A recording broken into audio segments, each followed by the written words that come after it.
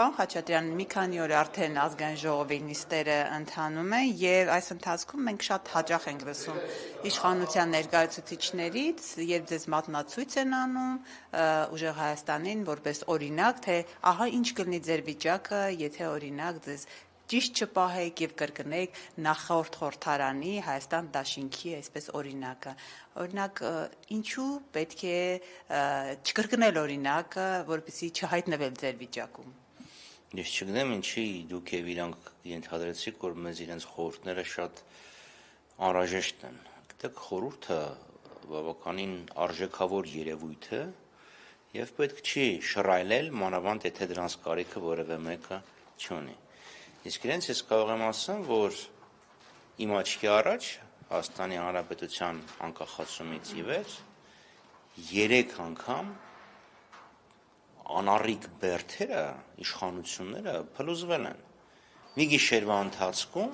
կոմունիստները դարձան ՀՀՇ-ական։ Մի քանի ժամվա ընթացքում ՀՀՇ-ականները դարձան երկրապահ։ Հետո մենք տեսանք, թե ինչպես տեղի ունեցավ ՔՊ-ի ձևավորումը, չէ, տարբեր կուսակցություններ, որոնք տարբեր կուսակցությունների անդամներ,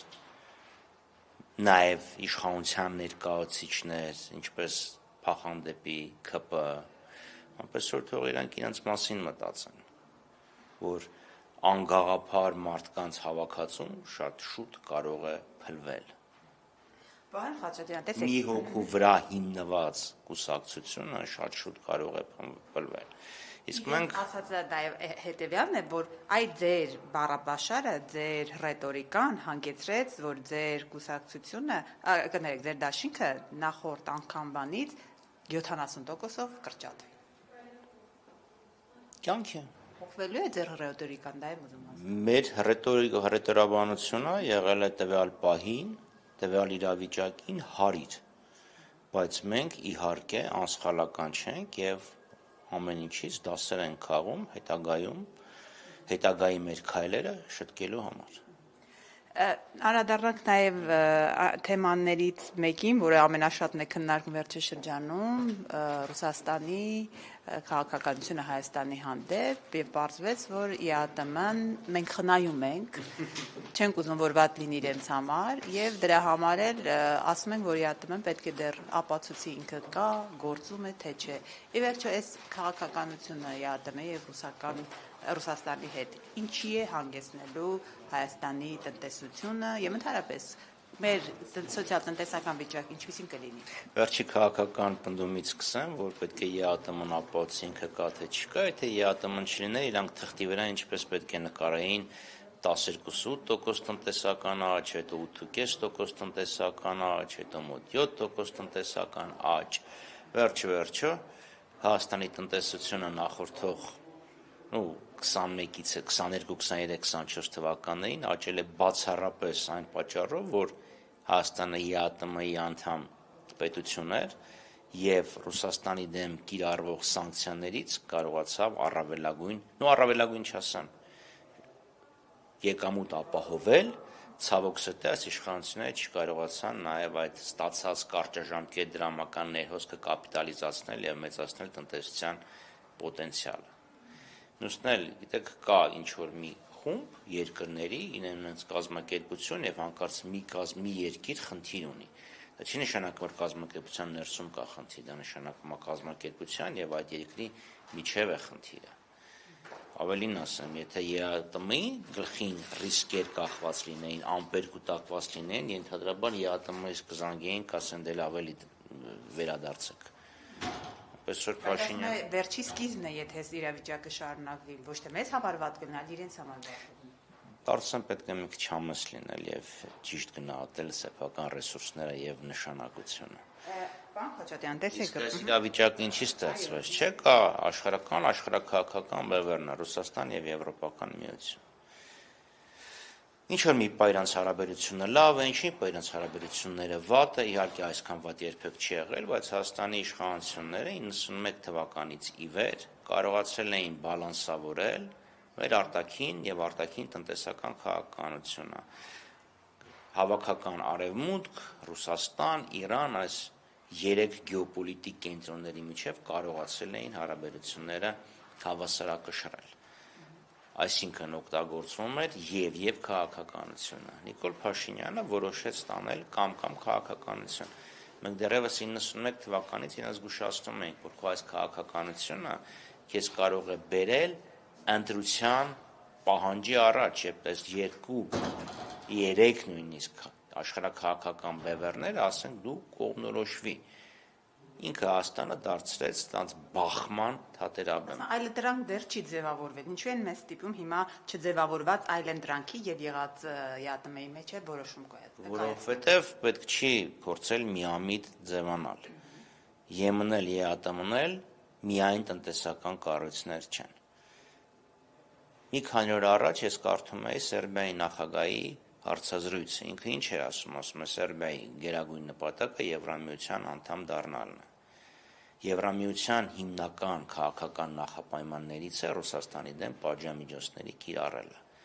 Այսինքն դու մի քաղաքատնտեսական բլոկից ուզում ես գնաս մեկ այլ քաղաքատնտեսական բլոկ, որը նախորդի նկատմամբ ունի ընդգծված թշնամական վերաբերմունք։ Բա ինչ արձագանք է սպասում այս մյուսներից։ Իրանք ուրիշ տեղ են, շատ ավելի դիվանագիտական են սահմանում, ասում են դե գնում է գնացեք բարի ճանապարհ, բայց ինչի պետքա ձեր գնալու գործընթացը ֆինանսավորենք մենք։ Ավելի պարզ ասեմ, չէ՞, նույն ծիրանը կամ ձկնեղենը կամ ցանկացած այլ արտադրանք պետք է բավարարի որոշակի ստանդարտների, որպեսզի դու կարողանաս արտահանես երրորդ երկրներ։ Եվրոպական ստանդարտները ավելի բարձր են, քան ռուսական ստանդարտները։ Այսինքն դու կարողանաս քո ձկնամթերքը վաճառես Եվրոպայում, պետք է ներդրումներ կատարես, որակը բարձրացնես եւ այլն։ Եթե քո տնտեսությունը աշխատում է, գործում է, այն պատճառով, որ դու ԵԱՏՄ-ի անդամ ես, նշանակում է ԵԱՏՄ-ն պետք է ֆինանսավորի քո ելքը ԵԱՏՄ-ից եւ մուտքը դեպի ԵՄ։ Է բարձր, որ ԵԱՏՄ-ն պետք է ասի, չգնացեք ձեր հաշվին դա արեք, մեր հաշվին դա մի արեք։ Այսքան կողմնորոշվեք, ինչ եք ուզում։ Արդար է։ Բացի ԵԱՏՄ-ից այսօր նաև ՀԱՊԿ-ի հետ կապված հերթական անգամ հիշեցրել են եւ ելի ՀԱՊԿ-ում ասում են, որ Հայաստանը պետք է ձայնի իրավունքի ձեռքվել այդ որոշումը կայացնելու համար քննարկումներ իրականացնի։ Ես մեջ բերեմ իրենց խոսքը։ ՀԱՊԿ մարմիններում Հայաստանի ձայնի իրավունքից զրկելու որոշում կայացնելու համար որոշակի կոնսենսուս է պետք։ ՀԱՊԿ հավաքական անվտանգության խորհրդի հերթական նստաշրջանը տեղի կունենա նախ նոյեմբերի 11-ին կքննարկվի այդ հարցը։ Այս առումով էլի այստեղ խնդիրներ են ստեղծվում ռուսական, մեզ համար ՀԱՊԿ-ը նախ եւ առաջ Ռուսաստանն է։ ՀԱՊԿ, ԵԱՏՄ-ն, այս որ շարունակվի հետո։ Իրականում սա մի ամբողջական փաթեթ է։ ԱՊՀ, ՀԱՊԿ, ԵԱՏՄ։ Սա աշխարհակական կողմնորոշման խնդիր է։ Եթե դու փորձում ես փոխել քո աշխարհակական կողմնորոշումը, այդ դեպքում ինչի է զարմանում, որ այսօրվա կենտրոնը, որի մաս ես դու թեկուզ ֆորմալ առումով, քո նկատմամբ հակաքայլեր է ձեռնարկում։ Իհարկե Հայաստանի Հանրապետությունը, որպես ինքնիշխան պետություն, ինքն է ազատ որոշելու, որ աշխարհակական կենտրոնին է ուզում հարել։ Այլ խնդիր է, թե այս կենտրոնները գոնե այն Եվրոպան, որ դու ուզում ես գնաս, քեզ կընդունի, թե չէ, քո առաջ դռները կբացի, թե չէ, ՆԱՏՕ-ի մասին դեռ չեմ խոսում։ Դա մասին նույնիսկ սրանք չեն խոսում, հասկանում են, թե դա ինչ հեռավոր խնդիր է։ Դա եմ ուզում ասեմ, այդ հարցը նույնիսկ իրանք չեն խոսում, որտեղ պարզ է դուր, ՆԱՏՕ-ն ուր եւ այլն։ Թուրքիայի օրինակը մեր աչքի առաջ է։ 40 տարուց ավել ճանկռտում են Եվրոպայի դռները, եւ ինչ։ Կամ Վրաստանը փորձեց, հետո տեսավ չի ստացվում, ասեց դե չեք ուզում, չիլնի, արտահայտություն է, չիլնի։ Փաշինյանի չէ, մի հատ մարդ է, որ ասեց։ Փաշինյանը բոլորս ենք սիրում, ինքը մեմա դառը, չիլնի։ Լավ, հիմա սա է իրականությունը։ Հիմա եթե դու ազատ ես կողմնորոշվել, որովհետև դա քո ենթադրյալ շահերից է բխում, այն մյուս կողմն էլ է ազատ կողմնորոշվել։ Չէ, այն մյուսն է կողմն էլ է ազատ կողմնորոշվել։ Եվ մեր ասածն ինչ է։ Այսինքն դու եղածը թողնում ես, գնում ես ինչ որ մի տեղ, մի ուղղությամբ, որի ոչ միայն ռիսկերը չես գնահատել, այլ նաև հնարավորությունները չես գնահատել։ Ես ինքս հեռավոր 2013 թվականին փորձագիտական խմբի անդամ էի դեպի եվրոպական կողմից վարձված, որը գնահատում է, թե Հայաստանի տնտեսության վրա ինչ ազդեցություն կունենա Եվրոպայի հետ խոր եւ համապարփակ ազատ առևտրի համաձայնագիրը ստորագրելու, այսինքն ստորագրությունը ինչ ազդեցություն կունենա Հայաստանի տնտեսության վրա։ Հիմա իրանք ոչ ազդեցության դրական գնահատում են արել, ոչ ռիսկերն են գնահատել, բայց ակնհայտ է մենք տեսնում ենք բացական հետևանքը հենց հիմա, որովհետեւ Ծիրանը փչանում է այսօր, ձկնամթերքը փչանում է այսօր, անկախ նրանից Փաշինյանը ինչ էլ ուզում է խոսա, այնքան վատ նա եւ այլն։ Ինչ վնասներով կլինի, մյուս տարվանից մինչև արդեն կկարգավորվի։ Ով ասեց, այսինքն կարծում եմ, որ մի տարվա ընթացքում հնարավոր է վերապրոֆիլավորել քո տնտեսությունը։ Քանի տարի կպահանջի, եթե իսկապես այդ Կարծում եմ մի տարին շատ մեղմ հաշվարկ է։ Նույնիսկ մի ընկերություն, որպեսզի ուզում է մի շուկայից ուրիշ շուկա մտնի, ինքը շատ երկար ժամանակ պետք է աշխատի։ Շուկա մտնելը, այլ չեմ խոսում նոր առևտրական, տնտեսական մաքսային համակարգ մտնելը շատ երկար է։ Ուրիշ տեսեք, հնարավոր է, տեսեք, ես ինչ եմ ձեզ ուզում ասեմ, օրինակ, Մակրոնը կարող է ելնելով քաղաքական նպատակներից, ասի հա բեր Ծիրանը Հայաստան, դեղցդ բեր Հայաստան, նեկտային ներողություն Ֆրանսիա, կարող է ինքը կանչի նաև սուպերմարկետների ղեկավարության հետ խոսի, չգիտեմ, Carrefour, Tesco, Lidl եւ այլն, ասի վաճառեք, բայց ֆրանսիացին, բելգիացին, գերմանացին պետք է ուզենա այդ ապրանքը գնել եւ դրա համար շատ երկար ժամանակ, շատ երկար մարքեթինգային խնդիր կա, գյուղատնտեսության ստանդարտների բարձրացում կա, արդյունաբերության ստանդարտների բարձրացում կա, սուբսիդավորման խնդիր կա, որովհետեւ տեսեք եվրոպական շուկան, մանավանդ գյուղատնտեսական շուկան ամենապաշտպանված շուկան է, կա ընդհանուր գյուղատնտեսական քաղաքականություն ամբողջ ԵՄ-ի համար։ Հիմա պատկերացրեք դու ուզենաս քո պանիրը կաթնամթերքը տանես Եվրոպան վաճառես, եվրոպական ֆերմերները իրանց իշխանություններին կխեղդեն։ Տեսեք, այո, որովհետև իրանք տեղական արտադրանքի սպառման խնդիր ունեն, առևտրային պատերազմները ԵՄ-ի եւ Միացյալ Նահանգների միջեւ Չէ՞ մի կարճ պայի Boeing, Airbus-ը հաշվի չառած, դրանք գյուղատնտեսական ապրանքների շուրջ են։ Եվրոպան փորձեց օգնել ուկրաինացի ֆերմերներին, տեսեք ինչ տեղի ունեցավ Լեհաստանում եւ Հունգարիայում։ Հիմա դու պետքա կարողանաս մտնես այդ պաշտպանված շուկան։ Դա մի տարվա գործ չի, ինքը շատ երկար գործ է։ Կամ խնդրեմը այսօր է լուծումը, հնարավոր լուծումը տարիների ջանքեր է պահանջում։ Հիմա դու ինչով ես պատրաստ, ինչով ես կարող քո տնտեսվարողներին օգնել այս անցման ժամանակ գոհատևելու համար։ Հիմա պատկերացրեք հանկարծ Ռուսաստանը վաղը սահմանափակի կոնյակի ներմուծումը։ Կոնյակի գործարանները կարող են արդյոք մթերել այդ խաղը։ Լավ մթել են ունեն կարողություններ, որպեսզի այդ կոնյակը խաղը վերցնեն, ստանան քաղցու, ստանան սպիրտ, հնեցնեն եւ այլն։